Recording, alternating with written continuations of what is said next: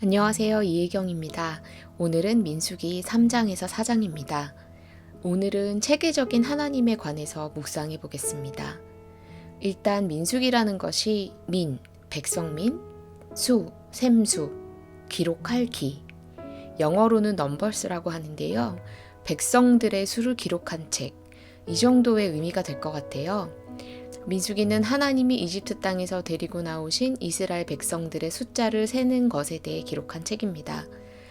레위기를 통해서 봤듯이 하나님이 성막 만드는 것에 대한 지시를 내리시고 어떻게 살아라 하는 규율을 먼저 정해주신 다음에 하신 일이 바로 인구 조사를 하는 일이었습니다. 하나님 입장에서는 모래알도 세시는 분이니까 굳이 세실 필요가 없으셨겠지만 이 백성들의 숫자를 세면서 깜짝 놀랐었던 건 아마 모세를 비롯한 이스라엘 백성들이었을 거예요. 그렇게 해서 세어본 이스라엘의 인구가 약 60만 명이었습니다. 아브라함에게 자녀가 모래알같이 많아지게 하셨다는 그 약속이 이루어진 거죠. 저는 여기서 4장 49절을 눈여겨봤습니다. 그들이 그 할 일과 맬 일을 따라 모세에게 계수함을 입었을 때 여호와께서 모세에게 명하신 대로 그들이 계수함을 입었더라. 성경 구절이 조금 어려운데요. 풀어 설명하면 하나님이 모세에게 시키신 대로 모세가 한 사람 한 사람에게 할 일을 정해 주었고 또 날라야 할 것들을 알려주었다는 말씀입니다. 하나님은 우리의 성향을 너무 잘 아시기 때문에 모든 것들을 정리해 주셨습니다. 사람들에게 할 일도 정해 주셨고요. 뭐를 어떻게 날라야 하는지에 대해서도 세심하게 지시하셨습니다. 리더십에 대해서도 정확히 체계를 이루십니다. 모세는 리더고 아론이 대제사장, 그리고 그 아들들이 성막의 일을 보았고요. 또 그 아래 레위인들을 두십니다. 그래서 레위인이 성소에 들어갔다가 죽지 않도록 아론과 그 아들들에게 그들을 보호하라고 하십니다. 그 리더십의 순서를 정확하게 체계를 잡아주시는 거죠. 또 행진 순서도 정해주시는데요. 각각 동쪽, 남쪽, 서쪽, 북쪽에 어떻게 진을 치는지에 대해서도 설명을 해주십니다. 동쪽에는 유다, 이사갈, 스불론 지파, 남쪽에는 르우벤, 시므온, 갓 지파, 서쪽에는 에브라임, 므낫세, 베냐민 지파, 북쪽에는 단, 아셀, 납달리 지파 이렇게 진을 치라고 합니다.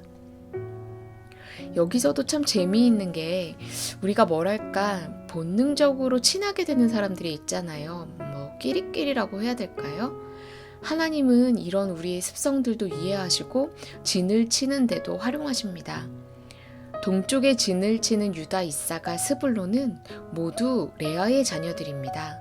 야곱의 첫 번째 부인 레아에게서 나온 자녀들이죠.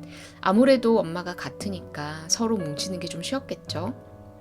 그리고 남쪽에 진을 친 르우벤과 시므온은 첫 번째 부인이 레아의 자녀이고 갓은 레아의 몸종인 실바의 자녀입니다.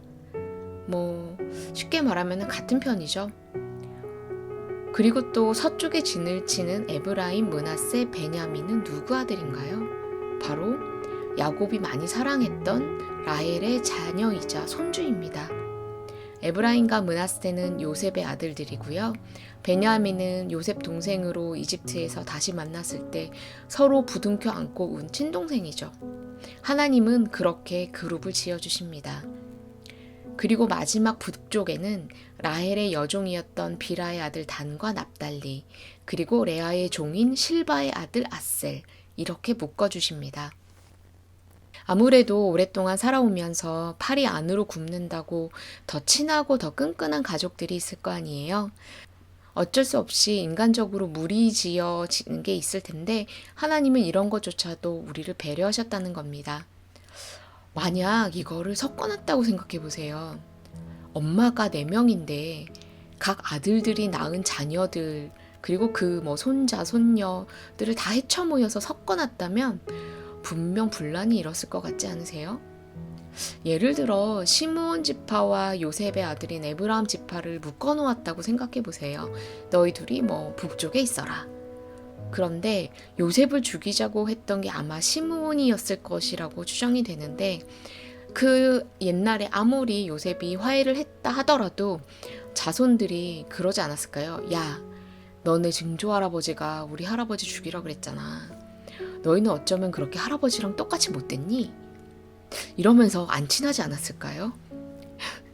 안 봐도 뻔한 것 같아요. 그래서 하나님은 괜히 이렇게 잘못 묶어놨을 때 서로 자꾸 경쟁하거나 시기하거나 질투하거나 미워하거나 이런 감정들이 들 수 있으니까 이런 데 에너지를 낭비하지 말라고 우리를 배려해서 이렇게 그룹을 지어주신 것 같아요. 정말 하나님의 체계가 놀랍지 않나요? 우리나라에 그런 말 있잖아요. 좋은 게 좋은 거지. 이러면서 체계 없이 혹은 체계를 흐트러뜨리면서 일이나 관계를 만드는 경우들이 많은데 하나님의 특성은 그런 건 아닌 것 같아요.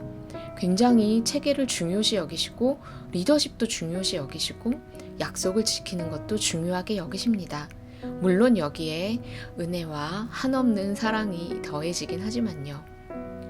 제가 좀 되는 대로 하고 체계 없이 하고 이런 걸 안 좋아하는데 가끔 그런 생각이 들 때가 있거든요.